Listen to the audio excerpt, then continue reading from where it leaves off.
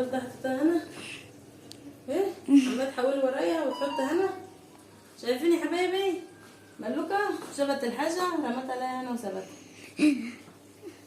بس كده. وحبايبي عاملين ايه؟ ان شاء الله تكونوا بخير وباحسن حال، وكل سنه وانتم طيبين وتنعاد عليكم الايام بخير يا رب. النهارده طبعا كنا مع بعض في السوق، ورحنا السوق استوجنا شويه طلبات كده للبيت والشقه كده. كل سنه وانتم طيبين، وهنشوف مع بعض ايه الطلبات بتاعتنا.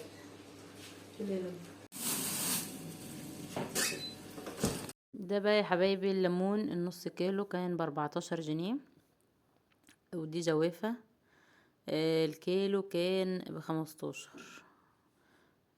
كانت بس كانت جامدة، انا منجياها جامدة، وكانت ما شاء الله ريحتها جميلة. وكانت شكلها حلو برضو. ودي طماطم. الله الوكيل، الاسعار عدت في النار يا ولاد نار. طماطم دي الكيلو ونص ب10.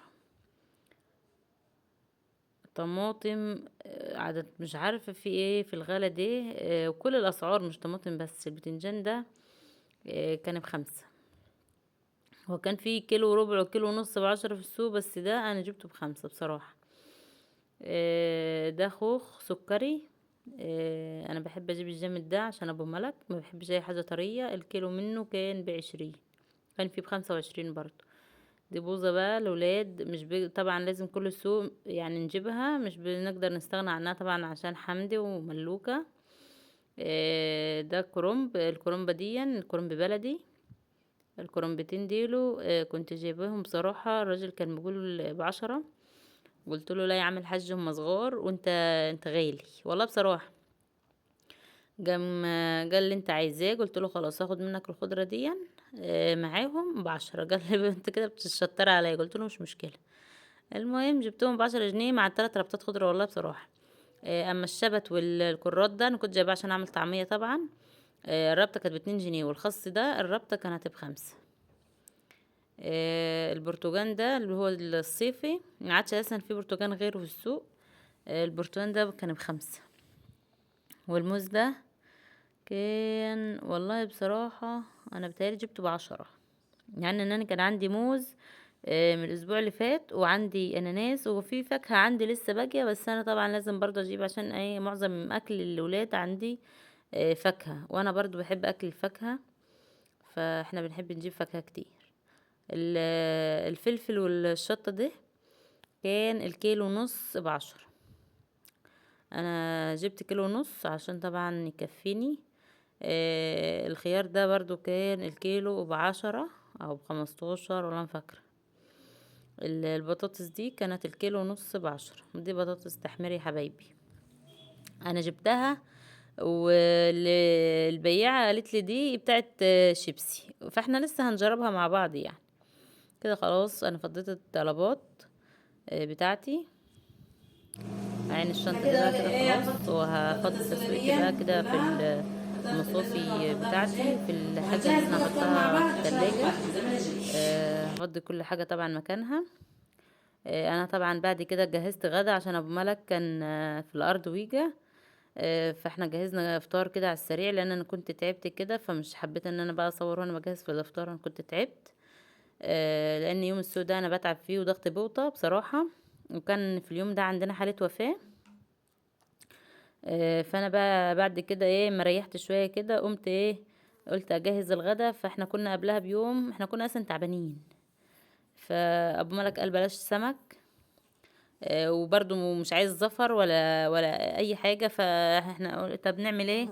قال اعمل لنا اي حاجه خفيفه. قلت له خلاص انا هف عليا شوربه العدس بصراحه، انا هعمل كشري عدس. قال اعملي.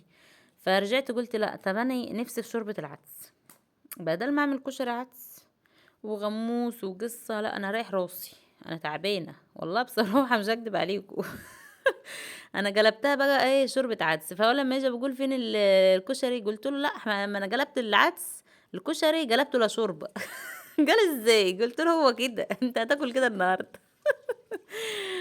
المهم غسلت العدس كويس، حطيت عليه نص الحله كده ميه وجرن شطه وفلفل وطماطم وبصل، خرطتهم كده وقمت حطهم عليه يتسلقوا كده مع بعض، وزي ما انتوا شايفين كده. وجبت كام بطاطسيه كده غسلتهم، حطيت حطيتهم في ميه لما باشوا من الطينه اللي فيهم، وغسلتهم كويس وقطعتهم كده طرنشات عشان هنسلقها مع بعض، وهنسلق معاها بيض. احنا هنبقى ايه يعني اكل خفيف كده بصراحه، هي شوربه عدس وشويه رز وبطاطس متحمره كده مسلوقه، وبيض مسلوق برضو متحمر، وسلطه، اكل خفيف كده يعني سريع سريع، عشان انا مش قادره اقف في المطبخ اكتر من كده. المهم غسلت الرز برضو، حطيت عليه الجاد بتاعه والزيت والملح زي ما احنا ايه عارفين مع بعض، وقمت جايه مقشره كم فص توم كده، وهدقهم في الهون كده، وهحمرهم علشان طبعا هحطهم على العدس لما ايه يستوي، علشان لما يبرد كده هسيبه يبرد بقى العدس كده، لما يستوي هسيبه يبرد عشان اضربه في الخلاط. وبعد كده هجيب العدس بعد ما بنضرب في الخلاط، ممكن احمر له شعريه وممكن احمر له لسان عصفور، واحط واكب العدس اللي انا فرمته من الخلاط ده، اكبه على لسان عصفور او الشعريه، واسيبه يغلي مع بعض شويه كده لما لسان عصفور او الشعريه يستووا في بعض. او ممكن اعمله كده برضو من غير شعريه ومن غير لسان عصفور. بصراحه المقطع ده كان انشال مني، انا مش عارفه ازاي. المهم ايه، انا قلت لكم على الطريقه. احنا طبعا بعد ما سبته يبرد انا فرمته وبعد كده غليته، مش كنت عملت له اي حاجه، انا غليته وكلنا كده يعني رز وعدس كده، وزي ما قلنا بطاطس وبيض ومش عارفه ايه. ده كده كان كنت انا جبت فول، كان عندي كيلو فول مدشوش، فانا كنت محتاره بقى للافطار والعشاء وكده، فقلت ايه اعمله. وانا كنت عملت معاكم الفول المدمس اللي هو الدميسه. فطبعا كنت انا خلصت الطعميه دي. انا بصراحه ما بحبش اشتري الطعميه من بره، انا يعني بحب اعمل العجينه زي ما انتم شايفين كده في البيت واسويها انا. جبت الفول نقعته في ميه كده دافيه، جبت ساعتين 3، وبعد كده اجيب عليه حزمه الكرات اللي احنا جبناها، الكرات المصري ده، هخرطها واغسلها كويس واخرطها، واجيب بصله كده، واجيب كم فص ثوم وهقشرهم وهحطهم عليه كده، وهحطه بقى كله في الكبه كده، وهفرمه زي ما انتم شايفين كده. فاحنا بنفرم يا حبايبي الكبه، طبعا لما بتفرم في الاول كده بتبقى مش قادره طبعا تلف عشان الفول بيبقى ناشف، فاحنا هنزود ايه ندعه ميه كده عشان العجينه بس ايه تلف معانا، مش هنخليها برضو طريه ميه يعني مش نعرف نعملها طعميه تبقى سايبه مننا، لا. زي ما انتم شايفين العجينه عامله ازاي ما شاء الله. والله يا حبايبي فضلت في التلاجة الطبق اللي انا هعمله واسيبه، والله العظيم فضل بعدها بيومين وعملته، قسما بالله كان ما شاء الله عليه. والباقي حطيته في الفريزر. ده كده العجينه انا فرمتها زي ما انتوا شفتوا معايا، بوريكم تاني اهون. العجينه ما شاء الله الكميه حلوه، هتعمل معايا كميه وفيره. كده هحطها بقى في الاكياس. الكيس من ده بعمله على مرتين، يعني مش بعمله على مره، الكيس كبير ما شاء الله. الطبق ده عملت والله العظيم نصه وفضل نصه في مره، مش قدرنا نعمله كله، والولاد اتعشوا واتعشينا وبملك وكليتنا واتبسطنا وفاض مننا كمان. كده برضو كان معايا نص كيلو ترمس، كنت انا عملت نصه قبل كده وسبت النص ده. مش بحب اعمل كميه كلها يا حبايبي مره واحده، بحب اعمل الحاجه لما تخلص اعمل تاني. غليت الميه وبعد كده حطيت الترمس يغلي كده، هحش الريمه اللي على الوش دي، وبعد كده ايه هسيبه يغلي كده 10 دقايق مع بعض. لما امسك الحبايه احس ان هي بدات تتكسر معايا، المهم اصفي بقى الميه من الميه من عليها، واحط عليها ميه بارده.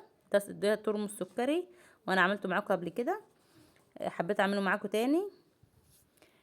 بعد كده لما يغلو كويس كده اصفيه واحط عليه ميه ساقعه، اصفيه كم مره كده الميه الساقعه اللي عليه برضو، وبعد كده احط عليه الملح بتاعه واظبطه كده. خلاص يا حبايبي كل سنه وانتم طيبين، مش تنسونا، انا اختكم سوسن العمده، متنسوش لايكاتكم.